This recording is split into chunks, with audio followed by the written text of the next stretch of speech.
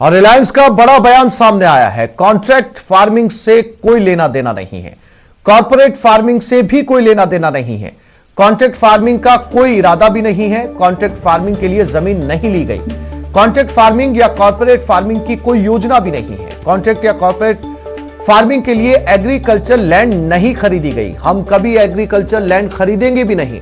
किसानों से सीधा अनाज भी नहीं खरीदते हैं हम। किसान से सप्लायर एमएसपी पर ही खरीदारी करेंगे। रिलायंस के बिजनेस को प्रभावित करने का इरादा है, रिलायंस की प्रतिष्ठा को भी नुकसान पहुंचाने का इरादा है। पंजाब और हरियाणा हाईकोर्ट से रिलायंस की अपील है, रिलायंस के कर्मचारियों और प्रॉपर्टी की सुरक्षा सुनिश्चित करे। कोई लंबी अवधि का खरीद करार नहीं किया गया। किसानों की खुशहाली के लिए प्रतिबद्ध हैं। पंजाब और हरियाणा हाईकोर्ट में रिलायंस ने तथ्य रखे हैं। तीनों कानूनों से रिलायंस का कोई लेना देना नहीं है। रिलायंस का नाम जोड़ने के पीछे गंदे इरादे हैं।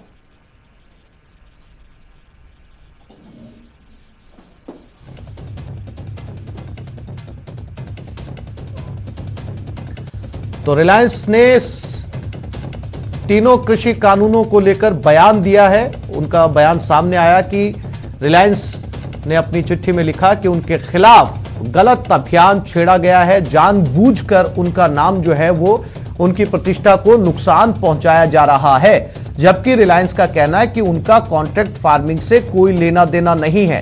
एमएसपी पर सप्लायर के जरिए ही वो इस खरीदारी को करते हैं। पंजाब में हुड़दंग के पीछे कुछ कारोबारी प्रतिद्वंदियों के अपने स्वार्थ हैं। रिलायंस ने हरियाणा पंजाब हाईकोर्ट से भी कहा है कि उनकी प्रॉपर्टी और उनके एम्प्लॉयज की सुरक्षा की जाए। किसान आंदोलन में के जरिए रिलायंस के खिलाफ भ्रम फैलाया जा रहा है।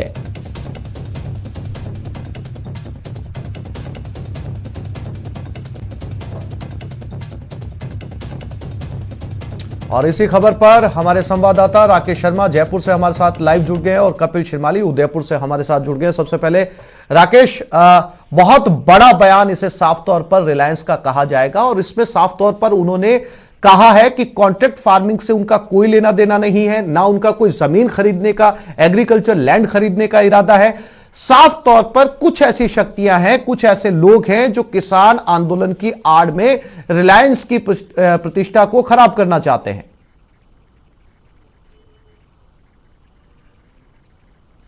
बिल्कुल, देखिए आसिफ, जिस तरीके से जो राकेश, मेरी आवाज मिल रही है आपको? किसानों का चल रहा है, इसमें रिलायंस ने स्थिति साफ की है और कहा है, हाँ बिल्कुल आसिफ, आपकी आवाज मिल रही है। रिलायंस ने बिल्कुल एक बड़ा बयान जारी कहा है, ये साफ किया है कि कॉन्ट्रैक्ट फार्मिंग से रिलायंस कंपनी का कोई लेना देना नहीं है, कॉर्पोरेट फार्मिंग से भी कोई लेना देना नहीं है, कॉन्ट्रैक्ट फार्मिंग का कोई इरादा भी नहीं है।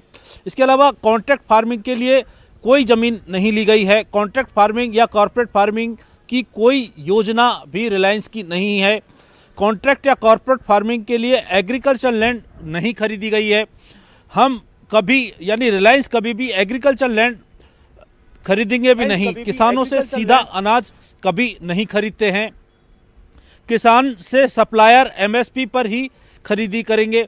रिलायंस के बिजनेस को प्रभावित करने का एक षड्यंत्र इसमें बताया गया है, जिसमें रिलायंस की प्रतिष्ठा को भी नुकसान पहुंचाने का इरादा है। पंजाब और हरियाणा कोर्ट से रिलायंस ने अपील की है कि रिलायंस के कर्मचारी और उनकी प्रॉपर्टी की सुरक्षा सुनिश्चित की जाए। दूसरी तरफ कोई लंबी अवधि का खरीद करार नहीं किया गया है। किसानों की खुशहाली के लिए अभी भी रिलायंस प्रतिबद्ध है। पंजाब और हरियाणा कोर्ट में रिलायंस ने रखे तथ्य, यानी रिलायंस ने जो तथ्य हैं अपने पंजाब और हरियाणा कोर्ट में भी रख दिए हैं। तीनों कानूनों से रिलायंस का कोई लेना देना नहीं है, यानी किसान जिन 3 कानूनों का विरोध कर रहे हैं उनसे रिलायंस का किसी तरह का कोई लेना देना नहीं है। रिलायंस का नाम जोड़ने के पीछे उन्होंने एक गंदा इरादा बताया, यानी कहीं ना कहीं ये जो रिलायंस के नाम पर किसानों को एक भड़काने की साजिश हो सकती है। ऐसा जो है रिलायंस कंपनी ने एक बड़ा बयान जारी किया है, जिसमें उन्होंने अपने तरीके से आम आदमी की पहुंच से वो बाहर था, तो रिलायंस ने साफ किया है कि आज रिलायंस के 40 करोड़ के करीब ग्राहक हैं, जो इसी कारण है क्योंकि वो सस्ता डाटा लोगों की पहुंच तक बना और आम आदमी को उसका फायदा मिला। तो रिलायंस का ये पूरा बयान ये साफ करता है कि उसकी कहीं पर भी जो उस पर जिस तरीके के आरोप उनके विरोधी लगाते थे या फिर राजनीतिक आरोप लगते थे कि कॉन्ट्रैक्ट या कॉर्पोरेट फार्मिंग के जरिए किसानों की जमीन पर खतरा हो जाएगा, तो रिलायंस ने ये साफ ही कर दिया है कि ना तो वो कॉर्पोरेट फार्मिंग करता है, ना कॉन्ट्रैक्ट फार्मिंग से उसका कोई लेना देना है और ना ही भविष्य में इस तरीके की कोई योजना है।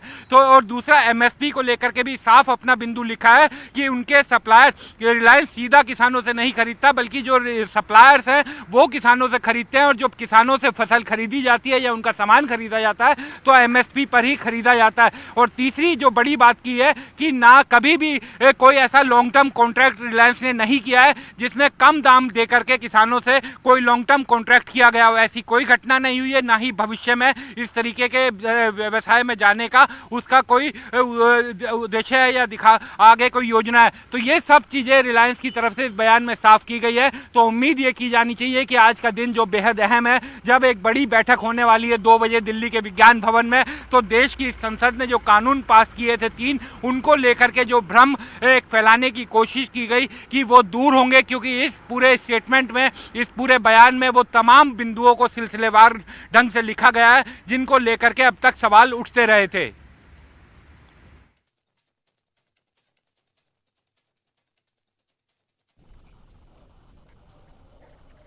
और कपिल भी हमारे साथ उदयपुर से बने हुए, कपिल के पास चलते हैं।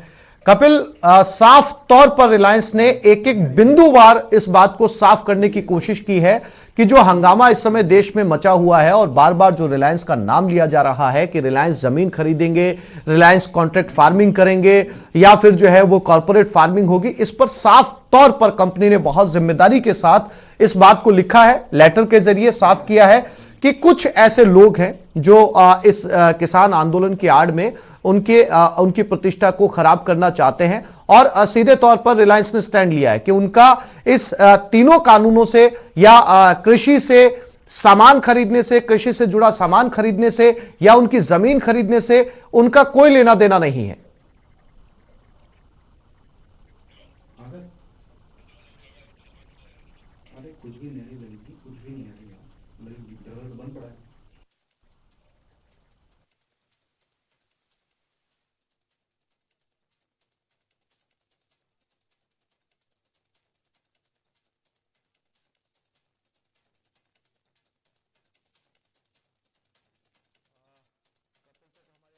नहीं पहुंच पा रही है। एक बार फिर से राकेश के पास चलते हैं। राकेश हमारे साथ जयपुर से लगातार बने हुए हैं। राकेश, बहुत समय के बाद ही सही, क्योंकि लगभग 1 महीने से ज्यादा हो चुका है किसान आंदोलन को, अलग अलग बॉर्डर पर ये लोग रुके हुए हैं और इस आंदोलन के अंदर लगातार यही बात की जा रही है कि बिजनेस घरानों को जो है वो फायदा पहुंचाने की कोशिश की गई है। अभी कुछ समय पहले ही जो है एक दूसरे बिजनेस घराने का बयान भी सामने आया था और आज रिलायंस ने बहुत साफ शब्दों में उन तमाम सवालों का जवाब देने की राकेश कोशिश की है जो सवाल बार बार आंदोलन के अंदर कुछ लोगों ने उठाए थे। यानी कि अब रिलायंस अपनी चिट्ठी के जरिए साफ कर चुका है। अब सवाल यह उठता है राकेश कि आज जो महत्वपूर्ण बैठक सरकार और किसानों के बीच में होने जा रही है, वहां इन मुद्दों को उठाया जाएगा।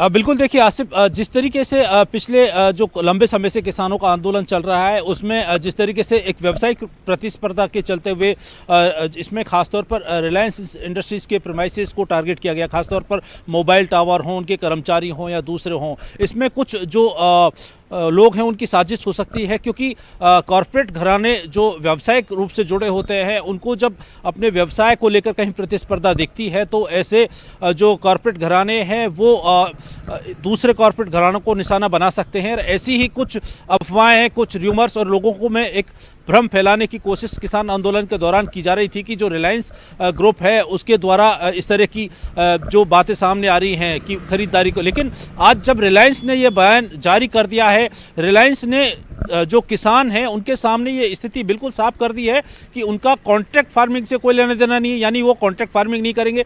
कॉर्पोरेट फार्मिंग से उनका कोई लेना देना नहीं है, यानी वो कॉर्पोरेट फार्मिंग में भी नहीं होंगे। उनके पास किसी तरह की कोई एग्रीकल्चर लैंड लेने का इरादा नहीं है, यानी उनका कृषि के उत्पाद से संबंधित सीधा कोई संपर्क नहीं है। यानी जो किसानों से खरीदी होगी वो भी रिलायंस कंपनी नहीं करेगी, बल्कि जो बीच में जो एक सिस्टम है उसके जरिए खरीदी जाएगी। यानी किसानों के मन में एक जो भ्रम बना हुआ था कि ओवरऑल कहीं जो एक भ्रम पैदा किया जा रहा था कुछ असामाजिक लोगों के द्वारा, जो अपनी एक व्यावसायिक प्रतिस्पर्धा के मद्देनज़र इस पूरे इशू को बहुत ज़्यादा लोगों तक ले जाना चाहते हैं, उन लोगों के सामने आज रिलायंस ने ये क्लियर कर दिया है कि जिस तरह की अफवाहें फैलाई जा रही हैं, किसानों के कानों में जो भ्रमित उनको किया जा रहा है, उन सब से किसानों रिलायंस इंडस्ट्रीज का कोई लेना देना नहीं है। यानी जो 3 बिल बने हैं इनसे सीधे तरीके से किसी प्रकार का रिलायंस कंपनी का कोई लेना देना नहीं है। यानी जो लोग हैं उनको भ्रमित किया जा रहा है। तो ठीक है राकेश, एक बार मैं फिर से आपके पास में लौटूंगा, आप बने रहिएगा हमारे साथ। हरेंद्र चीमा कृषि विशेषज्ञ भी हमारे साथ फोन लाइन पर जुड़ गए, उनके साथ बात करते हैं। हरेंद्र जी, रिलायंस की तरफ से आज बहुत सीधे साफ शब्दों के अंदर एक बयान आया है।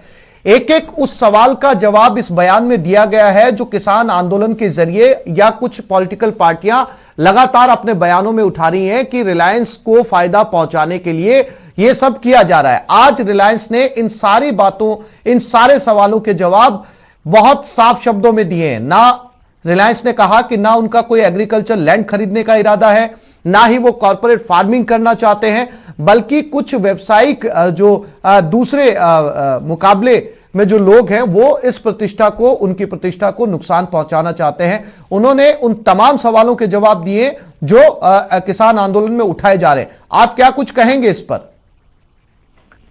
इस बारे में मेरा कहना तो यह है, यदि पूरा जो उत्तर भारत है इसमें जो किसान अपना एजिटेशन लगातार जारी रखे हुए हैं और पिछले लगभग 1 महीने से ज्यादा हो गया है, तो ये कहीं ना कहीं मतलब किसान भ्रमित तो नहीं हो सकते। किसानों का पक्का दृढ़ निश्चय है कि ये जो बड़े ये रिलायंस ग्रुप है, अडानी ग्रुप है, ये वहां पर बड़े बड़े गोडाउन्स बना चुके हैं पंजाब के अंदर। तो ये इनका कहना गलत, किसानों का गलत नहीं हुआ। हरेंद्र जी, ये जो गोदामों की बात आप कर रहे हैं, इस गोदाम के ऊपर अडानी ग्रुप ने अभी हाल ही के अंदर बहुत साफ तौर पर ये बयान दिया था कि ये ग्रुप इसलिए इसलिए बनाए गए हैं कि यहां पर अनाज को सरकार के संरक्षण में सुरक्षित रखा जा सके, क्योंकि लंबे समय तक अनाज को रखा, जो गोदाम होते हैं, गोडाउन होते हैं, उनके अंदर अनाज खराब हो जाता है। वैज्ञानिक तरीके से नए गोडाउन बनाए गए जिनके अंदर जो है वो अनाज लंबे समय तक सुरक्षित रह सके।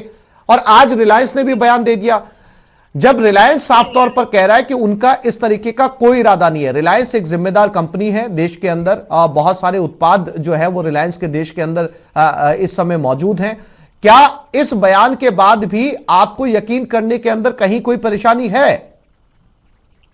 यकीन करने का तो वास्तव में यह है कि जो एफसीआई के गोडाउन हैं, मतलब पूरे भारत वर्ष में बने हुए हैं, तो उसके अंदर जो स्टोरेज की जो कैपेसिटी है वो नो डाउट, यदि प्रोडक्शन बहुत ज्यादा हो जाता है तो उस कंडीशन में ये ओपन स्टोरेज। जी हरेंद्र जी, जानकारी के लिए आपका जी हरेंद्र जी, जानकारी के लिए आपका धन्यवाद। इस समय एक बार सीधा रुख करेंगे प्रधानमंत्री नरेंद्र मोदी की तरफ, जो एक कॉन्क्लेव में संबोधित कर रहे हैं।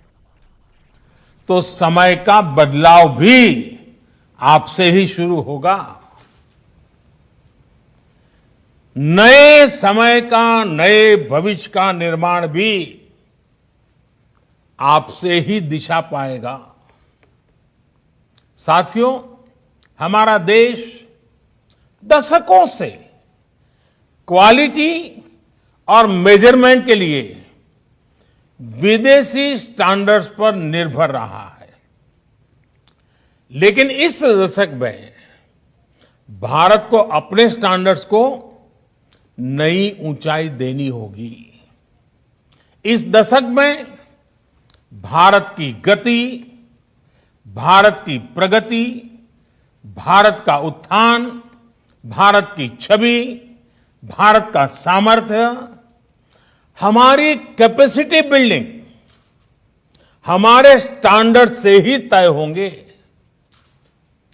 हमारे देश में सर्विसेज की क्वालिटी हो, सरकारी सेक्टर या फिर प्राइवेट सेक्टर में, हमारे देश में प्रोडक्ट्स की क्वालिटी हो, चाहे सरकार बनाए या प्राइवेट सेक्टर, हमारे क्वालिटी स्टैंडर्ड्स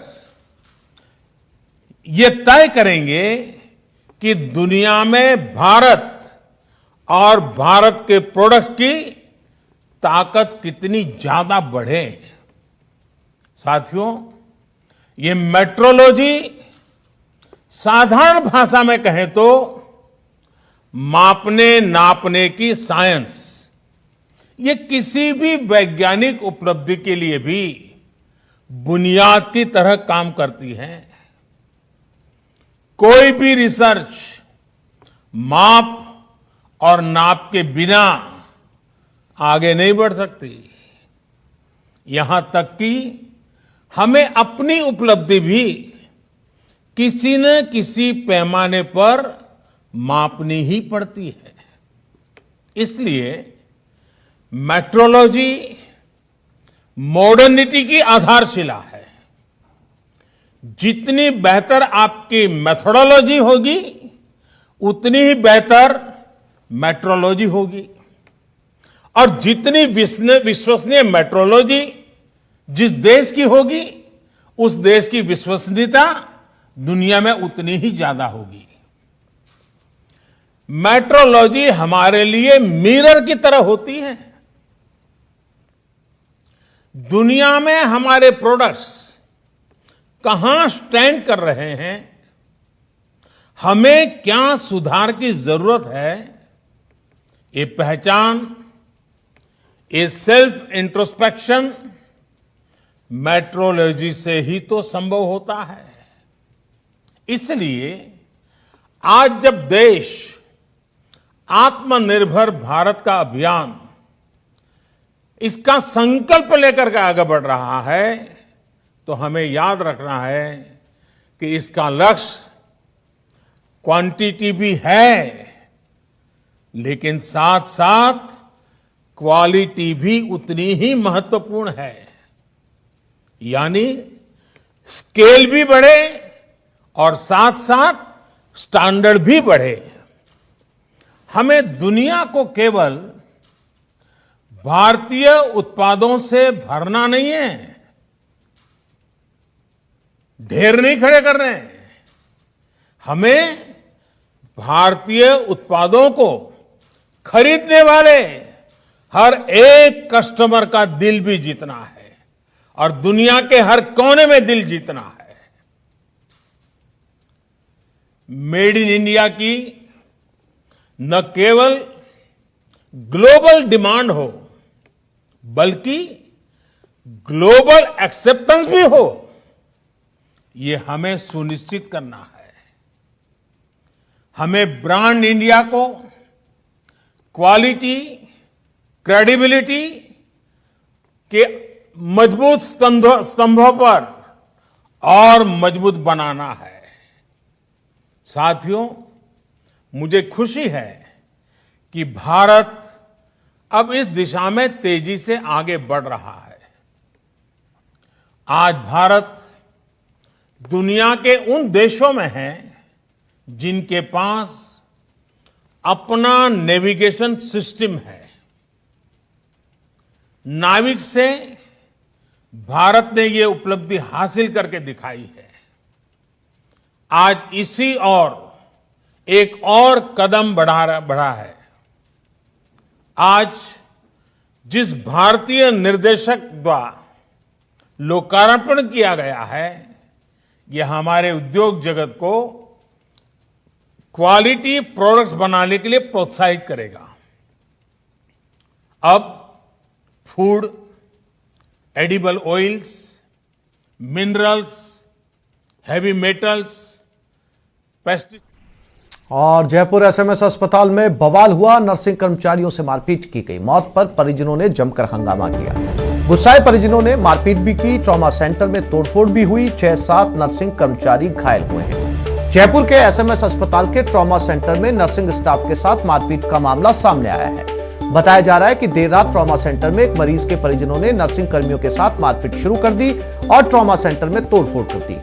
मरीज की मौत के बाद मृतक के परिजनों ने हंगामा किया। इस दौरान 6-7 नर्सिंग कर्मियों के साथ मारपीट की गई, जिनमें से एक को भर्ती भी करवाया गया है। इस पूरी घटना को लेकर नर्सिंग कर्मचारियों में आक्रोश है और वो इस मामले में आरोपी के खिलाफ एफआईआर दर्ज करने की मांग कर रहे हैं।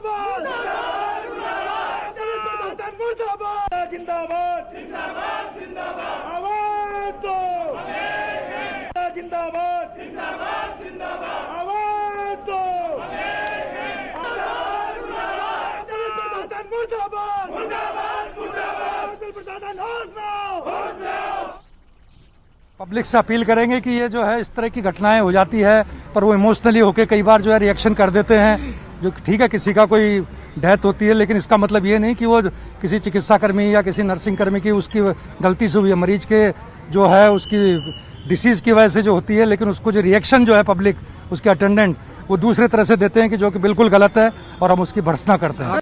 ये जो घटनाक्रम हुआ है, जिस मृतक हुआ उसकी बॉडी तो वो शाम को ही लेके चले गए लगभग 5-6 बजे करीब ही, और रात में ऐसा लगता है कि वो इरादे के साथ में बेड इंटर्न के साथ उन्होंने हॉस्पिटल में प्रवेश किया और उस समय कोई सुरक्षा की व्यवस्था नहीं थी और वो डॉक्टर को ढूंढ रहे थे। डॉक्टर जब उनको नहीं मिला तो उसके बाद में जो भी नर्सिंग स्टाफ मिला है उन्होंने उस तरह से मारा है जैसे बिल्कुल कोई बहुत बड़ा रंजिश में जो मारता है। आप उसका वीडियो देख सकते हैं। लात, घूंसे, डंडे, जिस तरह से उनको पीटा गया है और उसके अभी भी बहुत गंभीर पेट में चोट है, उसको हिमीचोटिया हुआ पड़ा है। हमारी एक ही मांग है कि अस्पताल प्रशासन के द्वारा जो अभी रात की घटना थी उसके खिलाफ अस्पताल प्रशासन की तरफ से एफआईआर दर्ज किया जाए और जो दोषी कर्मी हैं उनको खिलाफ सख्त से सख्त धारा जो कानून बना हुआ है उस कानून के तहत कार्रवाई की जाए। आप देखिए, हम आपके माध्यम से आम जनता से भी अपील करते हैं कि यहाँ कर्मचारी, नर्सिंग स्टाफ, डॉक्टर्स, अन्य पैरामेडिक स्टाफ अपनी सेवाएं मरीजों के हित के लिए दे रहे हैं और मरीजों के परिजनों के द्वारा ऐसी घटना होती है तो एक डर के माहौल में हम यहाँ काम कर रहे हैं। तो आपके माध्यम से मांग करते हैं कि अस्पताल तब तक आप लोग काम पे नहीं लौटेंगे? तब तक हम कोई काम पे नहीं लौटेंगे। और इस तरह से जो घटना हुई है, एक तो हमारी एक ही मांग है, प्रशासन एक तो इसमें एफआईआर दर्ज कराए, दूसरी ट्रॉमा सेंटर के लिए अलग से पुलिस। और जयपुर से इस वक्त की एक और बड़ी खबर, आयुर्वेद चिकित्सक भर्ती मामले में बेरोजगार आयुर्वेद चिकित्सकों ने घेराव किया है। आयुर्वेद मंत्री के घर के बाहर ये प्रदर्शन चल रहा है। डॉक्टर रघु शर्मा के आवास के बाहर जमा हुए हैं। पदों को बढ़ाकर 2000 करने की मांग चल रही है। अभी सरकार ने 450 पदों पर भर्ती निकाली है। पुलिस ने सिविल लाइंस फाटक के पास इन्हें रोक रखा है।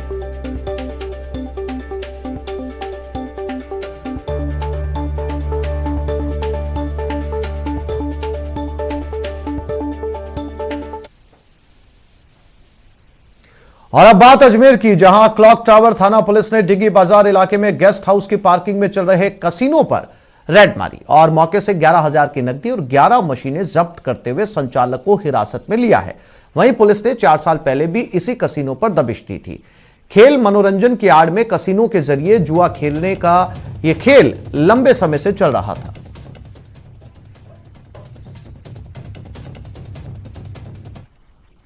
चौक के अंदर होटल दीदार है, दीदार गेस्ट हाउस है, वहाँ पर कोई कसीनो टाइप की जगह चला रखी है पार्किंग में। तो हमने पूरे अपने लीगल प्रोसीजर्स को फॉलो करते हुए हमारे श्रीमान एसपी सर के गाइडेंस में उस जगह को रेड किया और वहाँ पर कुछ मशीन्स हमें मिली हैं। वहाँ से जो नकद मिला है वो करीब 11,000 के आसपास है और जो मशीन्स मिली हैं अभी उसके ऊपर अनुसंधान जारी है कि उसको गेमिंग के लिए यूज़ किया जा रहा था या वाकई में उसको गैम्बलिंग के लिए यूज़ किया जा रहा था। और अब आज शिक्षा नगरी कोटा की करते हैं, जहां पुलिस ने जुए और सट्टे के खिलाफ 2 अलग अलग कार्रवाई करते हुए 8 आरोपियों को गिरफ्तार किया है और उनके पास से 57,000 नकदी और करोड़ों का हिसाब किताब बरामद किया है। गुमानपुरा थाना पुलिस की टीम ने क्रिकेट पर ऑनलाइन सट्टा लगाते हुए 3 आरोपियों को गिरफ्तार कर उनके कब्जे से 2,47,35,000 रुपए का हिसाब किताब, 46,000 नगद जब्त किए। आरोपी पंकज जैन, परवेज अहमद और लियाकत अली बालिता रोड, कुन्हाड़ी, उद्योग नगर और विद्यानगर के निवासी हैं। वहीं कैथुनी पोल थाना पुलिस ने भी ताश के पत्तों पर जुआ खेलते हुए 5 आरोपियों को गिरफ्तार किया है और 5 आरोपियों के कब्जे से 11,100 रुपए बरामद किए। आरोपी अब्दुल कमर, सलमान और अब्दुल कलीम छावनी बिष्टीपाड़ा के निवासी हैं। फिलहाल गुमानपुरा और कैथीनुपोल थाना पुलिस पूरे मामले की जांच कर रही है।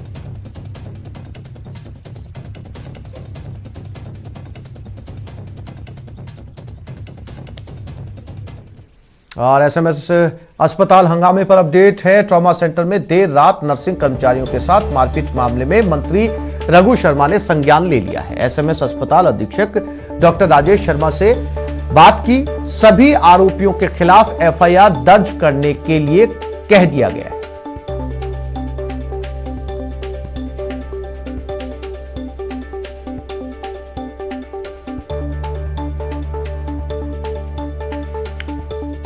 तो एसएमएस अस्पताल के हंगामे में चिकित्सा मंत्री रघु शर्मा ने अस्पताल प्रशासन के साथ बातचीत की है और कहा है कि जिन अराजक तत्वों ने हॉस्पिटल में नर्सिंग कर्मियों के साथ मारपीट की है उनके खिलाफ एफआईआर दर्ज होगी।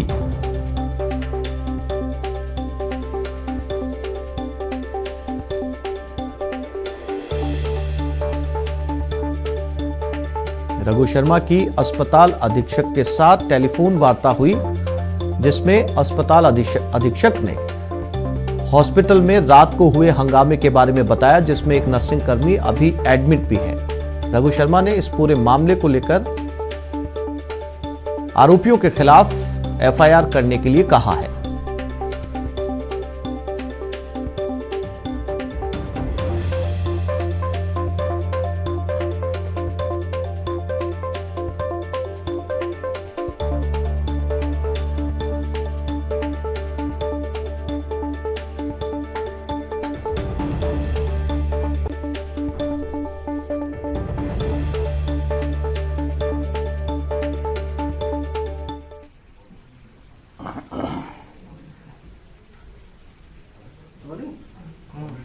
सर, एसएमएस अस्पताल में नर्सिंग कर्मियों के साथ मारपीट का मामला सामने आया। रात को देर रात कई लोग पहुंचे और कर्मचारियों के साथ मारपीट किए, उस पर आपने संज्ञान लिया है?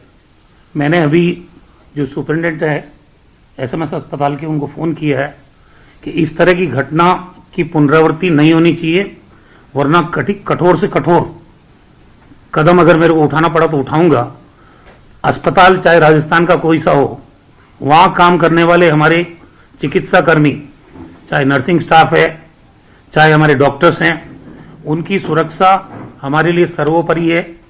कोरोना जैसी महामारी में अपनी जान जोखिम में डाल के हमारे जो हेल्थ वॉरियर्स हैं, उन्होंने राजस्थान के लोगों की जिंदगी बचाई है। और वैसे भी कोई बीमारी होती है, तकलीफ होती है, इन्हीं के भरोसे इनको भगवान मान के हम लोग अपने जीवन को सुरक्षित रखते हैं। ऐसे में किसी भी रूप में इनके साथ मारपीट, बदसलूकी, उसकी इजाजत नहीं दी जा सकती। उनके खिलाफ कानूनी कार्रवाई तो होगी, पर आगे प्रशासन को भी कह दिया गया है, अस्पताल प्रशासन को, कि इसको इंश्योर करे कि हमारे स्वास्थ्य कर्मियों की सुरक्षा हमारे लिए सर्वोपरि है। अगर किसी को शिकायत है तो उच्च अधिकारियों से शिकायत करें। ट्रीटमेंट में कोई असंतोष की बात है तो आप कह सकते हो, वो हमारे अस्पताल की जिम्मेदारी है। लेकिन किसी के ऊपर हाथ उठाना, कानून को हाथ में लेना, ये बिल्कुल बर्दाश्त नहीं होगा। सर, बिल्कुल योजनाबद्ध तरीके से लोग आए थे, क्योंकि ये गुंडागर्दी हरगिज बर्दाश्त नहीं की जाएगी और मैं खुद मॉनिटर करूंगा इसको। मैंने अभी एसएमएस हॉस्पिटल के सुपरिटेंडेंट साहब को अभी कहा है कि भविष्य में इस तरह की घटना की पुनरावृत्ति नहीं होनी चाहिए। सर, एक नर्सेस का ये भी कहना है कि सुरक्षा पर बहुत पैसा भी खर्च करता है प्रशासन, चौकी की मांग की है। साथ में ये भी कहा है कि उसके बावजूद वहां पर सुरक्षा व्यवस्था जो है अपंग हाथों में दे रखी है, इस तरह से आरोप। नहीं, इसको मैं खुद मॉनिटर करूंगा। आज सवाल एसएमएस अस्पताल का नहीं है, सवाल पूरे राजस्थान के चिकित्सा संस्थानों का है। कहीं भी इस तरह की घटना नहीं होनी चाहिए। डॉक्टर या नर्सिंग कर्मी या मेडिकल का स्टाफ वो अपनी तरफ से भरसक प्रयास करता है मरीज को बचाने के लिए, और उनके इंटेंशन पे किसी को शंका भी नहीं होनी चाहिए। सर, ड्राई रन हो चुका है और 2 वैक्सीन को मंजूरी भी मिल चुकी है। अब राजस्थान कितना तैयार है इस पूरे वैक्सीनेशन, देश दुनिया के सबसे बड़े वैक्सीनेशन अभियान को लेकर? टीकाकरण एक राष्ट्रीय अभियान है और ये हमारा हमेशा चलता रहता है, तो इसकी नई तैयारी की बात नहीं है। कोविड वैक्सीन का क्योंकि टेम्परेचर का सवाल भी है, इसके साइड इफेक्ट्स की बात भी है, और जो प्रोटोकॉल भारत सरकार ने तय किया कि किस रूप में हमको वैक्सीनेशन सेंटर्स डेवलप करने हैं, कि कितने लोगों को वैक्सीनेट किया जाना है, तो हमने जो प्रोटोकॉल भारत सरकार से मिला उसके अनुरूप हमने सुविधाओं में इजाफा जरूर किया है। इंफ्रास्ट्रक्चर हमारे पास वैक्सीनेशन का पहले से मौजूद है, इसलिए ये जो ड्राई रन हुआ, जैसे 2 तारीख को भारत सरकार ने कहा था हमको कैपिटल में 3 जगह करने के लिए, क्योंकि राजस्थान इतना बड़ा प्रदेश है, पूरे कंट्री का सबसे बड़ा भूभाग है, हमारे यहाँ की भौगोलिक परिस्थिति अलग है, कहीं रेगिस्तानी इलाका है, कहीं पहाड़ी इलाका है, तो हमने राजस्थान में 19 जगह पे 7 जिलों में ड्राई रन किया, कैपिटल में 4 जगह किया। हमने उसमें ग्रामीण क्षेत्र को लिया, शहरी क्षेत्र को लिया, उसमें जिला अस्पताल लिए और निजी अस्पतालों को भी उसमें चिन्हित किया, ताकि राजस्थान में जब भी वैक्सीन आए, राजस्थान में वैक्सीनेशन का काम शानदार तरीके से हो। जिस तरह से कोविड मैनेजमेंट में राजस्थान नंबर 1 रहा है पूरे कंट्री में, और हमारे मुख्यमंत्री जी की देखरेख में इस महामारी से जिस रूप में मुकाबला राजस्थान की सरकार ने किया है, उसकी तारीफ प्रधानमंत्री जी ने की, और पूरा देश देख रहा है कि हम आरटीपीसीआर टेस्ट कर रहे हैं। जिस राज्य में 0 टेस्टिंग कैपेसिटी थी, आज 65,000 के करीब टेस्टिंग कैपेसिटी हमने डेवलप कर ली है, और आने वाले 2 महीने में 1 लाख टेस्ट राजस्थान कर पाएगा। और राजस्थान पूरे कंट्री में एक अलग प्रदेश है जहां के मुख्यमंत्री ने निशुल्क दवा योजना, निशुल्क जांच योजना, सारी दवाएं लोगों को फ्री मिल रही है। कोविड के दौरान भी ये जो आरटीपीसीआर टेस्ट है, ये राजस्थान में सरकारी चिकित्सा संस्थानों में। तो इस बुलेटिन में फिलहाल इतना ही। नमस्कार।